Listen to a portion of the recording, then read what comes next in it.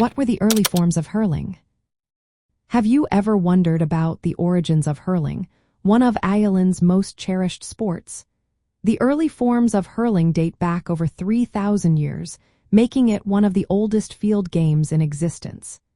This ancient game is woven into the fabric of Irish mythology and history. In epic tales like the Toynbee Cúchulainn, the legendary hero Cúchulainn is depicted playing hurling as a child. This shows that hurling was already an established part of Irish culture long ago. When the Celts arrived in Ireland around 1200 before Christ, they brought with them variations of hurling.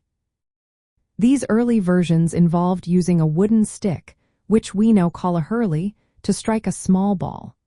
The game resembled other stick and ball games played in Celtic regions, such as shinty in Scotland and camag on the Isle of Man. Hurling was not just a sport, it held social and legal significance in ancient Ireland. The Brehon laws, which were the ancient Irish laws, mentioned hurling and included rules protecting players and their equipment.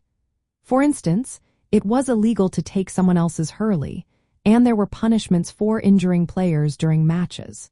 This indicates how important hurling was to community life. The early forms of hurling were likely less structured than the game we see today. Matches were often played between clans or local groups, sometimes involving large numbers of players. These games could last 4 hours or even days. The equipment and rules varied by region and social status. For example, a local king's son might have a hurley adorned with bronze hoops, while others used simpler wooden sticks. As you travel through Ireland, understanding these early forms of hurling gives you a glimpse into the ancient culture and traditions of the country. Visiting historical sites like Eamon Macha, near modern-day Armagh, which is linked to Cúchulainn, can be a fascinating experience. You can also find museums displaying ancient hurley artifacts that tell the story of this sport's evolution. Watching a modern hurling match today shows how this ancient game has transformed while still holding onto its roots in Irish identity and community. The early forms of hurling were more than just games.